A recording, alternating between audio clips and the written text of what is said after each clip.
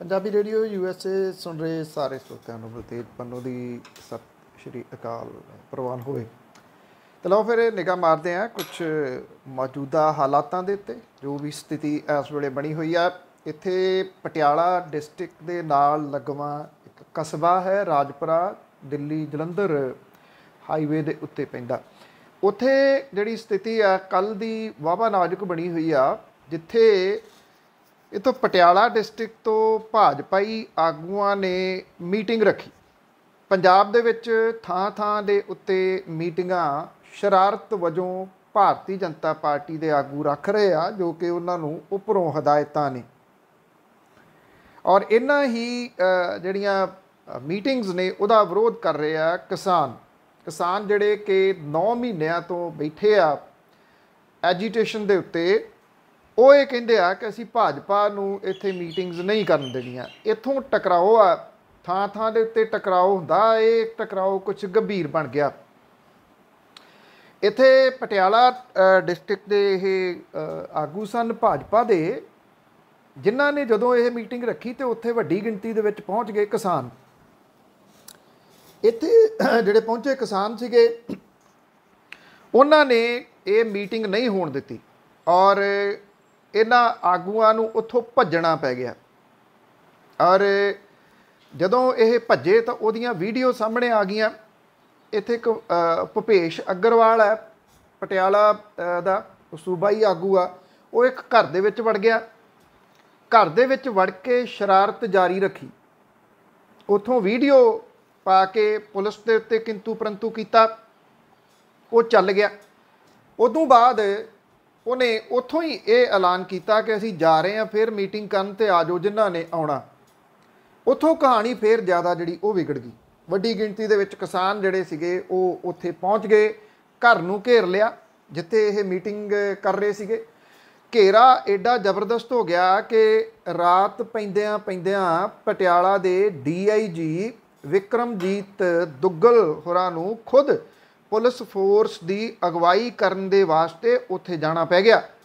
ਗੁਆਂਢੀ ਜ਼ਿਲ੍ਹਿਆਂ ਦੀ police force ਨੂੰ ਵੀ ਤਿਆਰ ਰਹਿਣ ਦੇ ਵਾਸਤੇ ਰਾਤ ਜਿਹੜਾ ਉਹ ਆਖਿਆ ਗਿਆ, ਕਿਉਂਕਿ ਕਿਸਾਨਾਂ ਦੀ ਗਿਣਤੀ ਬਹੁਤ ਵੱਡੀ ਵੱਧ ਗਈ।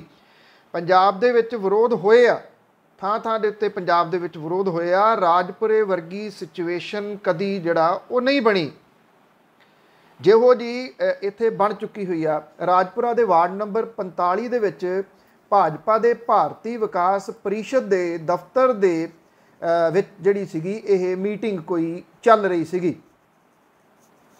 ਔਰ ਇੱਥੋਂ ਜਿਹੜੀ ਕਹਾਣੀ ਆ ਇਹ ਵਿਗੜਨੀ ਸ਼ੁਰੂ ਹੋਈ। ਪਟਿਆਲਾ ਦੇ ਡਿਪਟੀ ਕਮਿਸ਼ਨਰ ਨੇ ਪਹੁੰਚ ਕੇ ਇੱਥੇ ਭਾਜਪਾ ਆਗੂਆਂ ਦੇ ਨਾਲ ਮੀਟਿੰਗ ਕੀਤੀ।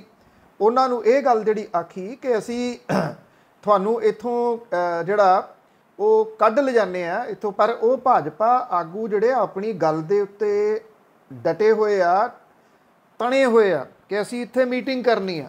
ਉਧਰ ਅੰਦਰ ਜਿਹੜੇ ਬਾਹਰ ਕਿਸਾਨ ਨੇ ਉਹ ਆਪਣੀ ਗੱਲ ਦੇ ਉੱਤੇ ਬਜਿੱਦ ਨੇ ਕਿ ਅਸੀਂ ਮੀਟਿੰਗ ਨਹੀਂ ਕਰਨ ਦੇਣੀ। ਜਦੋਂ ਪੰਜਾਬ ਦੇ ਵਿੱਚ ਭਾਜਪਾ ਦੇ ਕਿਸੇ ਆਗੂ ਨੂੰ ਮੀਟਿੰਗ ਨਹੀਂ ਕਰਨ ਦਿੱਤੀ ਜਾਂਦੀ, ਪੰਜਾਬ ਹਰਿਆਣੇ ਦੇ ਵਿੱਚ ਇਹ ਮੀਟਿੰਗ ਕਿਵੇਂ ਕਰ ਸਕਦੇ ਆ? ਗੰਭੀਰ ਜਿਹੜੀ ਸਥਿਤੀ ਬਣੀ ਹੋਈ ਆ ਔਰ ਇਹ ਇੱਕ ਗੰਭੀਰ ਸਾਜ਼ਿਸ਼ ਵੱਲ ਨੂੰ ਸਿੱਧਮ ਸਿੱਧਾ ਇਸ਼ਾਰਾ ਕਰ ਰਹੀ ਆ ਇਹ ਕਹਾਣੀ ਕਿ ਕਿਹੋ ਜਿਹੀ ਸਿਚੁਏਸ਼ਨ ਇੱਥੇ ਕ੍ਰੀਏਟ ਕੀਤੀ ਜਾ ਸਕਦੀ ਆ ਪੰਜਾਬ ਦੇ ਵਿੱਚ ਆਉਣ ਵਾਲੀਆਂ ਵਿਧਾਨ ਸਭਾ ਚੋਣਾਂ ਤੋਂ ਪਹਿਲਾਂ। ਅੱਜ ਕਿਸੇ ਨੂੰ ਲੱਗਦਾ ਹੋਵੇ ਕਿ ਬੜਾ ਚੰਗਾ ਹੋਇਆ, ਬਹੁਤ ਖੁਸ਼ੀ ਵਾਲੀ ਗੱਲ ਆ ਕਿ ਭਾਜਪਾ ਨੂੰ ਇੱਥੇ ਮੀਟਿੰਗ ਨਹੀਂ ਕਰਨ ਦਿੱਤੀ ਜਾ ਰਹੀ, ਪਰ ਇਹਦੇ ਮਗਰਲੀ ਦਿਮਾਗੀ ਕਾਢ ਨੂੰ ਸਮਝਣ ਦੀ ਕਿਸਾਨਾਂ ਨੂੰ ਬੜੀ ਜ਼ਰੂਰਤ ਆ। ਉਹਨਾਂ ਦੇ ਵਾਸਤੇ ਇਹ ਜਾਲ ਤਾਂ ਨਹੀਂ ਬੁਣਿਆ ਜਾ ਰਿਹਾ ਜਿਹਦੇ ਵਿੱਚ ਕਿਸਾਨਾਂ ਨੂੰ ਜਿਹੜਾ ਇਸ ਜਾਲ ਦੇ ਵਿੱਚ ਫਸਾ ਲਿਆ ਜਾਵੇ। ਅਜੇ ਤੱਕ ਸੀਨੀਅਰ ਕਿਸਾਨ ਲੀਡਰਸ਼ਿਪ ਦੇ ਵੱਲੋਂ ਇਸ ਮਾਮਲੇ ਦੇ ਉੱਤੇ ਕੋਈ ਟਿੱਪਣੀ ਨਹੀਂ ਆਈ। ਕਿਸਾਨਾਂ ਦੀ ਵੀ ਸੀਨੀਅਰ ਲੀਡਰਸ਼ਿਪ ਜਿਹੜੀ ਆ ਉਹਨੂੰ ਇਸ ਮਾਮਲੇ ਦੇ ਉੱਤੇ ਤੁਰੰਤ ਜਿਹੜਾ ਉਹ ਦਖਲ ਦੇਣ ਦੀ ਲੋੜ ਆ। ਮੇਰਾ ਇਸ਼ਾਰਾ ਕਿਸ ਪਾਸੇ ਵੱਲ ਨੂੰ ਹੈ? ਉਮੀਦ ਹੈ ਕਿ ਜਿਹੜੇ ਸਰੋਤੇ ਨੇ ਉਹ ਸਮਝ ਰਹੇ ਹੋਣਗੇ ਕਿ ਸਿਚੁਏਸ਼ਨ ਜਿਹੜੀ ਉਹ ਖਰਾਬ ਕਰਕੇ ਕਿਸ ਪਾਸੇ ਵੱਲ ਨੂੰ ਫਿਰ ਪੰਜਾਬ ਨੂੰ ਧੱਕਿਆ ਜਾ ਸਕਦਾ। ਸਿਚੁਏਸ਼ਨ ਉਸ ਪਾਸੇ ਵੱਲ ਨੂੰ ਇਸ਼ਾਰਾ ਕਰ ਰਹੀ ਹੈ। ਔਰ ਜਿਹੜਾ ਵਿਰੋਧ ਹੈ, ਜਿਹੜਾ ਵੀ ਕਿਸਾਨ ਕਰ ਰਹੇ ਆ ਵਿਰੋਧ, ਇਹਦੇ ਵਾਸਤੇ ਕਿਸਾਨਾਂ ਦੀ ਲੀਡਰਸ਼ਿਪ ਨੂੰ ਵੀ ਬੜਾ ਕਲੀਅਰ ਕਰਨ ਦੀ ਲੋੜ ਹੈ, ਕਿਉਂਕਿ ਇੱਥੋਂ ਦੇ ਜਿਹੜੇ ਲੋਕਲ ਆਗੂ ਨੇ ਹਰ ਕੋਈ ਆਪਣੇ ਨੰਬਰ ਬਣਾਉਣ ਦੇ ਵਾਸਤੇ ਆਪਣੇ ਤਰੀਕੇ ਦੇ ਨਾਲ ਸਾਰਾ ਕੁਝ ਜਿਹੜਾ ਉਹ ਕਰ ਰਿਹਾ। ਇੱਥੇ ਭਾਜਪਾ ਆਗੂ ਗਲਤ ਨੇ, ਕੋਈ ਸ਼ੱਕ ਨਹੀਂ। ਰਾਜਪੁਰਾ ਵਾਲੇ ਸਿਚੁਏਸ਼ਨ ਦੇ ਉੱਤੇ ਉਹਨਾਂ ਨੇ ਅੜੀ ਕਰਕੇ ਜਾਣਬੁੱਝ ਕੇ ਸਿਚੁਏਸ਼ਨ ਜਿਹੜੀ ਆ ਉਹ ਖਰਾਬ ਕੀਤੀ ਆ, ਕਿਉਂਕਿ ਉਹ ਸਮਝਦੇ ਆ ਕਿ ਇਹਦੇ ਨਾਲ ਨੈਸ਼ਨਲ ਲੈਵਲ ਦੇ ਉੱਤੇ ਉਹਨਾਂ ਦਾ ਨਾਮ ਬਣੂਗਾ। ਅਜੀਬੋ ਗਰੀਬ ਕਿੱਸਾ ਹੈ ਕਿ ਜਿਹੜਾ ਉਹ ਨਾਮ ਬਣਾਉਣ ਦੀ ਖਾਤਰ ਕੀ ਕੁਝ ਕੀਤਾ ਜਾ ਰਿਹਾ। ਭਾਰਤ ਨੇ ਅਫਗਾਨਿਸਤਾਨ ਦੇ ਕੰਧਾਰ ਦੇ ਵਿੱਚ ਸਥਿਤ ਆਪਣੇ ਜਿਹੜਾ ਇਹਨਾਂ ਦਾ ਉੱਥੇ ਦਫ਼ਤਰ ਹੈ, ਉਹਦੇ 50 ਦੇ ਕਰੀਬ ਕੂਟਨੀਤਕ ਤੇ ਸੁਰੱਖਿਆ ਕਰਮੀਆਂ ਨੂੰ ਵਾਪਸ ਸੱਦ ਲਿਆ। ਅਫਗਾਨਿਸਤਾਨ ਦੇ ਵਿੱਚ ਵਿਗੜ ਰਹੀ ਸੁਰੱਖਿਆ ਸਥਿਤੀ ਦੇ ਮੱਦੇ ਨਜ਼ਰ ਇਹ ਸਟੈਪ ਚੁੱਕਿਆ ਗਿਆ। ਦੱਖਣੀ ਅਫਗਾਨਿਸਤਾਨ ਨੇ ਇਹਦੇ ਸ਼ਹਿਰ ਨੇੜਲੇ ਇਲਾਕਿਆਂ ਤੇ ਤਾਲਿਬਾਨ ਦਾ ਕਬਜ਼ਾ ਵਧ ਰਿਹਾ। ਭਾਰਤੀ ਹਵਾਈ ਸੈਨਾ ਦਾ ਇੱਕ ਵਿਸ਼ੇਸ਼ ਜਹਾਜ਼ ਭਾਰਤੀ ਕੂਟਨੀਤਕਾਂ ਨੂੰ ਵਾਪਸ ਲਿਆਉਣ ਲਈ ਭੇਜਿਆ ਗਿਆ ਸੀਗਾ। ਇਹਦੇ ਰਾਹੀਂ ਅਧਿਕਾਰੀ ਤੇ ਹੋਰ ਸਟਾਫ ਮੈਂਬਰ ਵੀ ਵਾਪਸ ਪਰਤ ਆਏ ਆ। ਇਹਦੇ ਵਿੱਚ ITBP ਦੇ ਜਵਾਨ ਵੀ ਸ਼ਾਮਲ ਨੇ। ਵਿਦੇਸ਼ ਮੰਤਰਾਲੇ ਦੇ ਬੁਲਾਰੇ ਨੇ ਇਹ ਗੱਲ ਕਹੀ ਆ ਕਿ ਭਾਰਤ ਦੇ ਮੁਲਾਜ਼ਮਾਂ ਨੂੰ ਹਾਲ ਦੀ ਘੜੀ ਵਾਪਸ ਲਿਆਂਦਾ ਗਿਆ, ਕਿਉਂਕਿ ਕੰਧਾਰ ਸ਼ਹਿਰ ਨੇੜੇ ਜ਼ੋਰਦਾਰ ਲੜਾਈ ਚੱਲ ਰਹੀ ਆ। ਉਹਨਾਂ ਨੇ ਇਹ ਕਦਮ ਆਰਜ਼ੀ ਤੌਰ ਦੇ ਉੱਤੇ ਚੁੱਕਿਆ ਤੇ ਦੂਤਾਵਾਸ ਦੇ ਸਥਿਤ ਸਟਾਫ ਮੈਂਬਰਾਂ ਦੇ ਨਾਲ ਜਿਹੜਾ ਜੀ ਉਹ ਜਿਹੜੇ ਛੋਟੇ ਸਟਾਫ ਮੈਂਬਰ ਨੇ ਉਹਨਾਂ ਦੇ ਨਾਲ ਕੰਮ ਕਰਦਾ ਰਹੂਗਾ। ਨਾਲ ਦੀ ਨਾਲ ਭਾਰਤ ਨੇ ਇਹ ਵੀ ਕਿਹਾ ਕਿ ਭਾਰਤ ਸ਼ਾਂਤੀਪੂਰਨ, ਆਜ਼ਾਦ ਤੇ ਲੋਕਤੰਤਰਿਕ ਅਫਗਾਨਿਸਤਾਨ ਲਈ ਵਚਨਬੱਧ ਹੈ। ਇਹ ਵੀ ਪਤਾ ਲੱਗਾ ਕਿ 50 ਦੇ ਕਰੀਬ ਡਿਪਲੋਮੈਟਾਂ ਤੇ ਜਿਹੜੇ ਹੋਰ ਸਟਾਫ ਮੈਂਬਰ ਸੀ, ਜਦੋਂ ਇਹਨਾਂ ਨੂੰ ਕੰਧਾਰ ਦੇ ਵਿੱਚ ਸਥਿਤ ਭਾਰਤੀ ਕੌਂਸਲਖਾਨੇ 'ਚੋਂ ਸੁਰੱਖਿਅਤ ਕੱਢ ਲਿਆਉਣ ਦੇ ਮੌਕੇ ਵਰਤਿਆ ਗਿਆ ਜਿਹੜਾ ਜਹਾਜ਼ ਸੀਗਾ ਭਾਰਤੀ ਏਅਰ ਫੋਰਸ ਦਾ ਵਿਸ਼ੇਸ਼ ਜਹਾਜ਼, ਉਹਨੇ ਪਾਕਿਸਤਾਨੀ ਹਵਾਈ ਖੇਤਰ ਦੀ ਵਰਤੋਂ ਨਹੀਂ ਕੀਤੀ।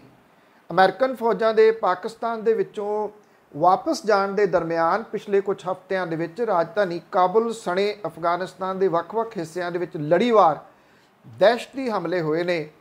ਔਰ ਸੂਤਰਾਂ ਦੇ ਮੁਤਾਬਕ ਕਿਸੇ ਵੀ ਅਣਸੁਖਾਵੀ ਘਟਨਾ ਨੂੰ ਟਾਲਣ ਤੇ ਇਹਤਿਆਤ ਦੇ ਵਜੋਂ ਭਾਰਤੀ ਏਅਰ ਫੋਰਸ ਨੇ ਪਾਕਿਸਤਾਨ ਦੇ ਹਵਾਈ ਲਾਂਘੇ ਨੂੰ ਵਰਤਣ ਦੀ ਥਾਂ ਥੋੜ੍ਹਾ ਘੁੰਮ ਕੇ ਆਉਣਾ ਬਿਹਤਰ ਸਮਝਿਆ।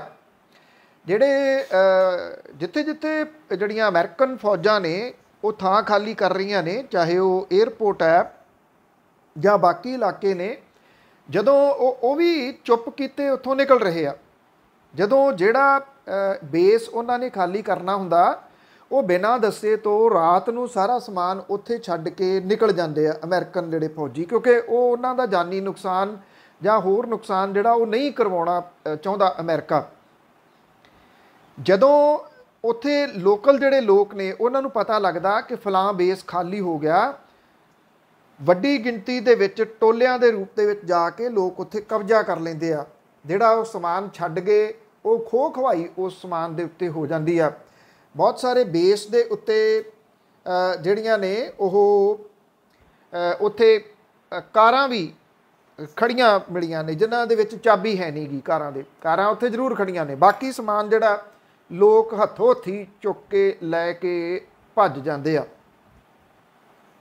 ਸਥਿਤੀ ਬੇਹੱਦ ਨਾਜ਼ੁਕ ਜਿਹੜੀ ਆ ਅਫਗਾਨਿਸਤਾਨ ਦੀ ਬਣੀ ਹੋਈ ਆ। ਔਰ ਇਹ ਕਿਹਾ ਜਾਂਦਾ ਕਿ ਅੱਧਿਓਂ ਵੱਧ ਅਫਗਾਨਿਸਤਾਨ ਦੇ ਉੱਤੇ ਤਾਲਿਬਾਨੀ ਕਬਜ਼ਾ ਹੋ ਚੁੱਕਿਆ ਹੋਇਆ, ਔਰ ਇਹ ਕਬਜ਼ਾ ਬਾਕੀ ਥਾਵਾਂ ਦੇ ਉੱਤੇ ਵੀ ਹੋਣ ਦੀ ਪੂਰੀ ਸੰਭਾਵਨਾ ਹੈ, ਕਿਉਂਕਿ ਅਮਰੀਕਾ ਦੇ ਜਾਣ ਤੋਂ ਬਾਅਦ ਮੁਲਕ ਜਿਹੜਾ ਉਹ ਸੁੰਨਾ ਹੋ ਜਾਣਾ ਤੇ ਉੱਥੇ ਤਾਲਿਬਾਨ ਜਿਹੜੇ ਦੀ ਉਹ ਆਪਣਾ ਸੋਚ ਰਹੇ ਆ ਕਿ ਉਹਦੇ ਉੱਤੇ ਕਬਜ਼ਾ ਉਹ ਕਰ ਲੈਣਗੇ, ਉਹ ਹਕੂਮਤ ਚਲਾ ਸਕਣਗੇ ਨਹੀਂ। ਜਿਹੜੀਆਂ ਕਾਬਲ ਦੀ ਉੱਥੋਂ ਦੀ ਜਿਹੜੀ ਬਣਾਈ ਹੋਈ ਆ ਸਰਕਾਰ, ਉਹਦੀਆਂ ਫੌਜਾਂ ਇੰਨੀਆਂ ਤਾਂ ਹੈ ਨਹੀਂ ਗਿਆ ਕਿ ਉਹਨਾਂ ਨਾਲ ਮੁਕਾਬਲਾ ਕਰ ਸਕਣ, ਪਰ ਆਪਸ ਦੇ ਵਿੱਚ ਦੋਏ ਜਾਣੇ ਭਿੜ ਜ਼ਰੂਰ ਰਹੇ ਆ।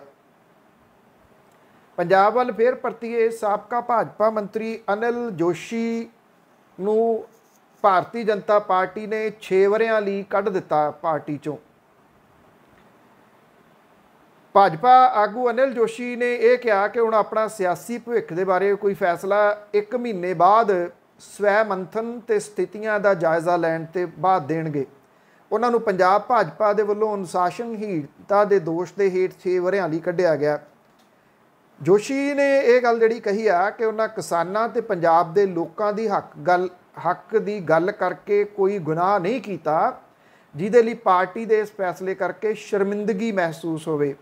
ਉਹਨਾਂ ਕਿਹਾ ਕਿ ਸਿਰਫ ਪਾਰਟੀ ਦੀ ਸ਼ਾਖ ਨੂੰ ਬਚਾਉਣ ਲਈ ਸਾਰਾ ਕੁਝ ਉਹਨੇ ਕੀਤਾ ਤੇ ਇਹਦੇ ਲਈ ਪਾਰਟੀ ਵੱਲੋਂ ਕੀਤਾ ਫੈਸਲਾ ਕੋਈ ਸਜ਼ਾ ਨਹੀਂ, ਸਗੋਂ ਉਹਦੇ ਲਈ ਗੋਲਡ ਮੈਡਲ ਹੈ। ਦਿੱਲੀ ਦੇ ਵਿੱਚ ਬੈਠੇ ਮੋਰਚੇ ਤੇ ਬੈਠੇ ਕਿਸਾਨਾਂ ਨੂੰ ਮਿਲਣ ਜਾਣ ਬਾਰੇ ਪੁੱਛੇ ਸਵਾਲ ਦੇ ਜਵਾਬ 'ਚ ਉਹਨੇ ਕਿਹਾ ਕਿ ਉਹ ਕਿਸਾਨਾਂ ਦੀ ਪ੍ਰਵਾਨਗੀ ਦੇ ਨਾਲ ਉਹਨਾਂ ਨੂੰ ਨਮਸਕਾਰ ਕਰਨ ਲਈ ਜਾਣਗੇ। ਇਹ ਵੀ ਕਿਹਾ ਕਿ ਉਹ ਇਸ ਵੇਲੇ ਕਿਸੇ ਸਿਆਸੀ ਪਾਰਟੀ ਦੇ ਨਾਲ ਜੁੜੇ ਹੋਏ ਨਹੀਂ, ਆਮ ਬੰਦੇ ਨੇ। ਦੂਜੇ ਪਾਸੇ ਜਿਹੜੇ ਜੋਸ਼ੀ ਦੇ ਹਮਾਇਤੀ ਨੇ ਉਹਨਾਂ ਨੇ ਕੱਲ ਲੱਡੂ ਵੰਡੇ ਇਸ ਚੀਜ਼ ਦੇ ਕਿ ਅਨਿਲ ਜੋਸ਼ੀ ਹੁਣ ਆਜ਼ਾਦ ਹੋ ਗਏ ਨੇ ਤੇ ਉਹਨਾਂ ਨੂੰ ਭਾਜਪਾ ਨੇ ਜਿਹੜਾ ਉਹ ਕੱਢ ਦਿੱਤਾ। ਜੇ ਪੰਜਾਬ ਦੀ ਗੱਲ ਹੀ ਹੋਈ ਹੈ ਤੇ ਆਪਣੇ ਪਿਛਲੇ ਦਿਨਾਂ ਦੇ ਵਿੱਚ ਇੱਕ ਪੰਜਾਬ ਦੀਆਂ ਚੋਣਾਂ ਸੰਬੰਧੀ ਬਿਆਨ ਛੇੜ ਕੇ ਵੱਡਾ ਵਿਵਾਦ ਖੜਾ ਕਰਨ ਵਾਲੇ ਗੁਰਨਾਮ ਸਿੰਘ ਚਡੂਨੀ ਹੁਰੀ ਡੇਰਾ ਬਾਬਾ ਨਾਨਕ ਦੇ ਵਿੱਚ ਸਨ। ਉਹਨਾਂ ਨੇ ਉੱਥੇ ਜਿਹੜਾ ਸੀਗਾ ਮਾਝਾ ਕਿਸਾਨ ਮਜ਼ਦੂਰ ਯੂਨੀਅਨ ਦੇ ਜਿਹੜੇ ਸੀਗੇ ਪ੍ਰਧਾਨ, ਉਹਨਾਂ ਨੇ ਗੁਰਨਾਮ ਸਿੰਘ ਚਡੂਨੀ ਦੀ ਅਗਵਾਈ ਦੇ ਵਿੱਚ ਇੱਕ ਵੱਡਾ ਕਾਫਲਾ ਡੇਰਾ ਬਾਬਾ ਨਾਨਕ ਦੇ ਰਾਹੀਂ ਕਰਤਾਰਪੁਰ ਸਾਹਿਬ ਤੇ ਦਰਬਾਰ ਸਾਹਿਬ ਦੇ ਵਿੱਚ ਜਿਹੜਾ ਸੀਗਾ ਉਹ ਮੱਥਾ ਟੇਕਣ ਤੋਂ ਬਾਅਦ ਜਾਗੋ ਰੈਲੀ ਇੱਕ ਕੱਢੀ। ਗੁਰਨਾਮ ਸਿੰਘ ਚਡੂਨੀ ਨੇ ਇਹ ਗੱਲ ਕਹੀ ਕਿ ਉਹਨਾਂ ਦਾ ਪੰਜਾਬ ਦੇ ਵਿੱਚ ਚੋਣਾਂ ਲੜਨ ਦਾ ਕੋਈ ਇਰਾਦਾ ਨਹੀਂ, ਸਗੋਂ ਉਹਨਾਂ ਕਿਸਾਨ ਜਥੇਬੰਦੀਆਂ ਨੂੰ ਆਖਿਆ ਸੀਗਾ ਕਿ ਉਹ ਅੱਗੇ ਲੱਗਣ, ਕਿਉਂਕਿ ਪੰਜਾਬ ਦੇ ਵਿੱਚ ਕਿਸਾਨਾਂ ਤੇ ਮਜ਼ਦੂਰਾਂ ਦੇ ਨਾਲ ਸ਼ੋਸ਼ਣ ਹੁੰਦਾ ਰਿਹਾ, ਜਿਹਦੇ ਕਰਕੇ ਉਹ ਸਿਆਸਤ ਦੇ ਵਿੱਚ ਆਉਣ। ਗੁਰਨਾਮ ਸਿੰਘ ਚਡੂਨੀ ਨੇ ਇਹ ਗੱਲ ਆਖੀ ਕਿ ਤੁਸੀਂ ਪੰਜਾਬ ਵਾਲਿਆਂ ਨੂੰ ਕਿ ਤੁਸੀਂ ਚੰਗੇ ਤੇ ਸਾਫ਼ ਸੁਥਰੇ ਉਮੀਦਵਾਰ ਜਿਹੜੇ ਉਹ ਚੁਣੋ। ਇਹ ਵੀ ਕਿਹਾ ਕਿ ਦੇਸ਼ ਦਾ ਪ੍ਰਧਾਨ ਮੰਤਰੀ ਆਪਣੇ ਆਕਾਵਾਂ ਨੂੰ ਖੁਸ਼ ਕਰਨ ਲਈ ਦੇਸ਼ ਦੀ ਜਨਤਾ ਦਾ ਸ਼ੋਸ਼ਣ ਕਰ ਰਿਹਾ ਹੈ ਤੇ ਉਹਦਾ ਹੰਕਾਰ ਦਾ ਘੜਾ ਛੇਤੀ ਫੁੱਟੂਗਾ। ਗੁਰਨਾਮ ਸਿੰਘ ਚਡੂਨੀ ਨੇ ਇਹ ਗੱਲ ਕਹੀ ਕਿ ਉਹ ਪੰਜਾਬ ਦੀਆਂ ਚੋਣਾਂ ਲੜਨ ਦੇ ਵਿੱਚ ਇੰਟਰਸਟਿਡ ਨਹੀਂ।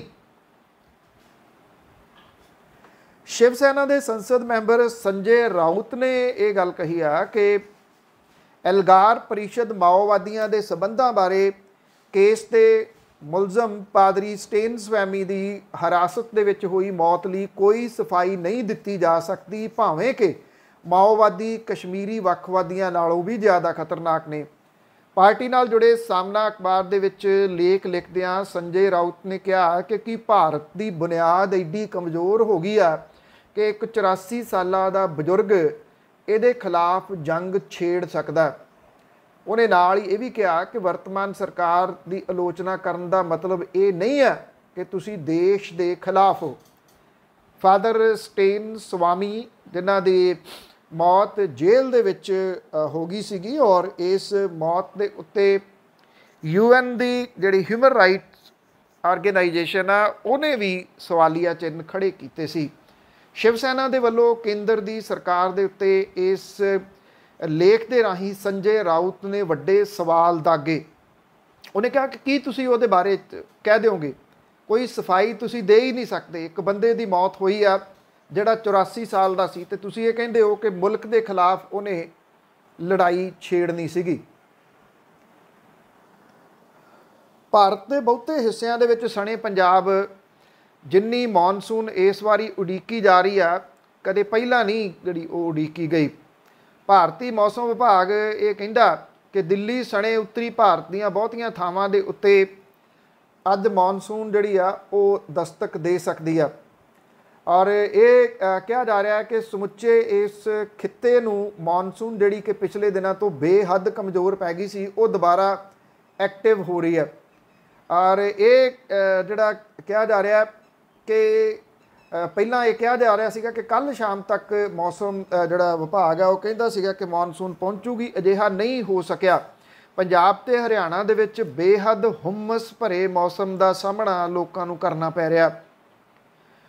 ਪੰਜਾਬ ਦੇ ਪਟਿਆਲੇ ਦੇ ਵਿੱਚ ਜਿਹੜਾ ਤਾਪਮਾਨ ਸੀਗਾ ਉਹ 38.2 ਡਿਗਰੀ ਸੈਲਸੀਅਸ, ਲੁਧਿਆਣਾ ਸਭ ਤੋਂ ਵੱਧ ਪੰਜਾਬ ਦੇ ਵਿੱਚੋਂ, ਲੁਧਿਆਣੇ ਦੇ ਵਿੱਚ 36.1, ਫਰੀਦਕੋਟ ਦੇ ਵਿੱਚ 37, ਅੰਮ੍ਰਿਤਸਰ 34 ਤੇ ਗੁਰਦਾਸਪੁਰ ਦੇ ਵਿੱਚ 30.8 ਦਰਜ ਕੀਤਾ ਗਿਆ। ਹਰਿਆਣੇ ਦੇ ਹਿਸਾਰ ਦੇ ਵਿੱਚ ਸਭ ਤੋਂ ਵੱਧ ਤਾਪਮਾਨ 40.8, ਭਵਾਨੀ ਦੇ ਵਿੱਚ 40.7, ਨਰਨੌਲ ਦੇ ਵਿੱਚ 39.8 ਤੇ ਰੋਹਤਕ ਦੇ ਵਿੱਚ 38.8 ਦਰਜ ਕੀਤਾ ਗਿਆ। ਪੰਜਾਬ ਦੇ ਵਿੱਚ ਇਸ ਵੇਲੇ ਜਿਹੜੀ ਬਿਜਲੀ ਦੀ ਸਮੱਸਿਆ ਉਹ ਵੀ ਉਸੇ ਤਰੀਕੇ ਦੇ ਨਾਲ ਗੰਭੀਰ ਜਿਹੜੀ ਉਹ ਚੱਲ ਰਹੀ ਆ। ਔਰ ਇਸ ਗੰਭੀਰ ਸਮੱਸਿਆ ਦੇ ਵਾਸਤੇ ਚਾਹੇ ਉਹ PSPCL ਹੈ ਤੇ ਚਾਹੇ ਪੰਜਾਬ ਸਰਕਾਰ ਹੈ, ਉਹ ਵੀ ਤਾਂ ਨੂੰ ਮੂੰਹ ਕਰਕੇ ਬੱਦਲਾਂ ਵੱਲ ਹੀ ਵੇਖਦੇ ਆ ਕਿ ਕਦੋਂ ਮੀਂਹ ਵਰੂਗਾ ਤੇ ਕਦੋਂ ਉਹਨਾਂ ਨੂੰ ਇਸ ਮੁਸੀਬਤ ਤੋਂ ਛੁਟਕਾਰਾ ਮਿਲੂਗਾ। ਉਧਰ ਭਾਖੜਾ ਡੈਮ ਦੇ ਵਿੱਚ ਪਾਣੀ ਦਾ ਪੱਧਰ ਜਿਹੜਾ ਉਹ ਲਗਾਤਾਰ ਹੇਠਾਂ ਜਾ ਰਿਹਾ, ਜਿਹੜੀ ਕਿ ਇੱਕ ਨਵੀਂ ਫਿਕਰਮੰਦੀ ਸਰਕਾਰ ਦੇ ਵਾਸਤੇ ਤੇ ਲੋਕਾਂ ਦੇ ਵਾਸਤੇ ਬਣ ਰਹੀ ਹੈ। ਜਿੱਥੇ ਪੰਜਾਬ ਦੇ ਵਿੱਚ ਥਾਂ ਥਾਂ ਦੇ ਉੱਤੇ ਭਾਜਪਾਈ ਆਗੂਆਂ ਦਾ ਵਿਰੋਧ ਹੋ ਰਿਹਾ, ਉੱਥੇ ਹਰਿਆਣੇ ਦੇ ਵਿੱਚ ਵੀ ਇਹ ਵਿਰੋਧ ਜਿਹੜਾ ਉਹ ਜਾਰੀ ਆ। ਤੇਪਲਾ ਦੇ ਵਿੱਚ ਤੇ ਨੰਦ ਲਾਲ ਗੀਤਾ ਵਿੱਦਿਆ ਮੰਦਿਰ ਦੇ ਵਿੱਚ ਭਾਰਤੀ ਜਨਤਾ ਪਾਰਟੀ ਦੀ ਡਿਸਟ੍ਰਿਕਟ ਕਾਰਜਕਾਰਨੀ ਦੀ ਮੀਟਿੰਗ ਦੇ ਵਿੱਚ ਸ਼ਾਮਲ ਹੋਣ ਜਾ ਰਹੇ ਮੁੱਖ ਮੰਤਰੀ ਮਨੋਹਰ ਲਾਲ ਖੱਟੜ ਤੇ ਗ੍ਰਹਿ ਮੰਤਰੀ ਅਨਿਲ ਵਿਜ ਤੇ ਵਿਧਾਇਕ ਅਸੀਮ ਗੋਇਲ ਜਿਹੜਾ ਸੀ, ਉਹਦਾ ਵਿਰੋਧ ਕਿਸਾਨਾਂ ਦੇ ਵੱਲੋਂ ਕਰਨ ਕਰਕੇ ਉਹਨਾਂ ਨੂੰ ਆਪਣਾ ਪ੍ਰੋਗਰਾਮ ਰੱਦ ਕਰਨਾ ਪੈ ਗਿਆ।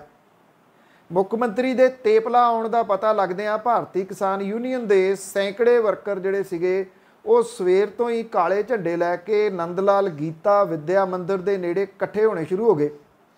ਕਿਸਾਨਾਂ ਦੀ ਗਿਣਤੀ ਵੱਧ ਗਈ। ਕਿਸਾਨਾਂ ਦੀ ਗਿਣਤੀ ਨੂੰ ਵਧਦਿਆਂ ਵੇਖ ਕੇ ਪ੍ਰਸ਼ਾਸਨ ਨੇ ਬੈਰੀਕੇਡ ਲਾਏ ਔਰ ਸੜਕਾਂ ਜਿਹੜੀਆਂ ਸੀਗੀਆਂ ਉਹ ਬੰਦ ਕਰ ਦਿੱਤੀਆਂ। ਇਹਦੇ ਨਾਲ ਕਿਸਾਨਾਂ ਦੀ ਜਿਹੜੀ ਪੁਲਿਸ ਦੇ ਨਾਲ ਕੁਝ ਥਾਵਾਂ ਦੇ ਉੱਤੇ ਤਕਰਾਰ ਵੀ ਜਿਹੜੀ ਉਹ ਹੋਈ। ਜਦੋਂ ਪੁਲਿਸ ਨੇ ਵੇਖਿਆ ਕਿ ਗਿਣਤੀ ਜਿਹੜੀ ਉਹ ਵੱਧਦੀ ਤੁਰੀ ਜਾ ਰਹੀ ਆ ਤਾਂ ਪੁਲਿਸ ਨੇ ਪ੍ਰਸ਼ਾਸਨ ਦੇ ਨਾਲ ਗੱਲ ਕਰਕੇ ਮੁੱਖ ਮੰਤਰੀ ਤੇ ਜਿਹੜੇ ਇਹ ਗ੍ਰਹਿ ਮੰਤਰੀ ਨੇ ਉਹਨਾਂ ਦਾ ਦੌਰਾ ਇਹ ਤੇਪਲਾ ਦਾ ਰੱਦ ਕੀਤਾ, ਇਸ ਕਰਕੇ ਕਿ ਵਧੀ ਹੋਈ ਗਿਣਤੀ ਦੇ ਵਿੱਚ ਕੋਈ ਅਣਸੁਖਾਵੀਂ ਘਟਨਾ ਵਾਪਰ ਸਕਦੀ ਆ, ਜਿਹਦੇ ਕਰਕੇ ਇਹ ਜਿਹੜੇ ਸੀ ਉਹ ਇਹਨਾਂ ਨੂੰ ਦੌਰਾ ਆਪਣਾ ਰੱਦ ਕਰਨਾ ਪੈ ਗਿਆ। ਰਾਜਪੁਰੇ ਵਰਗੀ ਸਥਿਤੀ ਜਿਹੜੀ ਚਲੋ ਨਹੀਂ ਬਣੀ। ਉਧਰ ਖੇਤੀ ਕਾਨੂੰਨਾਂ ਦੇ ਖਿਲਾਫ ਡਟੇ ਹੋਏ ਸਰਹੱਦਾਂ ਦੇ ਉੱਤੇ ਸਿੰਘੂ ਹੱਦ ਦੇ ਉੱਤੇ 4 ਟੈਂਟ ਜਿਹੜੇ ਸੀ ਉਹਨਾਂ ਨੂੰ ਅੱਗ ਲੱਗ ਗਈ। ਜਾਨੀ ਨੁਕਸਾਨ ਹੋਣ ਤੋਂ ਬਚਾਅ ਹੋ ਗਿਆ, ਕੋਈ ਜ਼ਖਮੀ ਨਹੀਂ ਹੋਇਆ, ਪਰ ਇਹਨਾਂ ਟੈਂਟਾਂ ਦੇ ਵਿੱਚ ਪਿਆ ਲੰਗਰ ਦੀ ਰਸਤ ਦੇ ਹੋਰ ਜਿਹੜਾ ਸਮਾਨ ਸੀਗਾ ਉਹ ਸੜ ਕੇ ਸੁਆਹ ਹੋ ਗਿਆ। ਦਿੱਲੀ ਦੀ ਸਹਿਯੋਗ ਦੇ ਨਾਲ ਚੱਲਦੇ ਇੱਕ ਲੰਗਰ ਵਾਲੇ ਟੈਂਟ ਨੂੰ ਅੱਗ ਨੇ ਆਪਣੀ ਲਪੇਟ ਦੇ ਵਿੱਚ ਲਿਆ। ਅੱਗੇ ਤੋਂ ਅੱਗੇ ਇਹ ਜਿਹੜੀ ਸੀ ਦੂਜੇ ਟੈਂਟਾਂ ਤੱਕ ਪਹੁੰਚ ਗਈ। ਜਿਹੜੇ ਕਿਸਾਨ ਸੀਗੇ ਉੱਥੇ ਉਹਨਾਂ ਨੇ ਇਹਨੂੰ ਤੁਰੰਤ ਇਹਦੇ ਉੱਤੇ ਕਾਬੂ ਜਿਹੜਾ ਉਹ ਪਾਇਆ ਤੇ ਅੱਗੇ ਟੈਂਟਾਂ ਦੇ ਵਿੱਚ ਅੱਗ ਫੈਲਣ ਤੋਂ ਰੋਕਿਆ। ਟੈਂਟਾਂ ਦੇ ਵਿੱਚ ਰੱਖੇ ਕੂਲਰ, ਪੱਖੇ, ਚਾਦਰਾਂ, ਕੱਪੜੇ, ਰਾਸ਼ਨ ਦਾ ਸਮਾਨ ਜਿਹੜਾ ਉਹ ਬਿਲਕੁਲ ਸੜ ਕੇ ਸੁਆਹ ਹੋ ਗਿਆ। ਪਰ ਚੰਗੀ ਗੱਲ ਇਹੀ ਰਹੀ ਕਿ ਕਿਸੇ ਕਿਸਮ ਦਾ ਕੋਈ ਜਾਨੀ ਜਿਹੜਾ ਨੁਕਸਾਨ ਸੀਗਾ ਉਹ ਨਹੀਂ ਹੋਇਆ ਔਰ ਇਸ ਨੁਕਸਾਨ ਤੋਂ ਬਚਾਅ ਹੋ ਗਿਆ। ਫਾਜ਼ਿਲਕਾ ਦੇ ਵਿੱਚ ਜਲਾਲਾਬਾਦ ਦਾ ਇੱਕ ਨੌਜਵਾਨ ਜਿਹੜਾ ਸੀਗਾ ਉਹਦੇ ਸਟੇਟ ਸਪੈਸ਼ਲ ਆਪਰੇਸ਼ਨ ਸੈੱਲ ਦੀ ਪੁਲਿਸ ਦੇ ਉੱਤੇ ਤਸ਼ੱਦਦ ਢਾਉਣ ਦੇ ਦੋਸ਼ ਜਿਹੜੇ ਉਹ ਲੱਗੇ ਨੇ।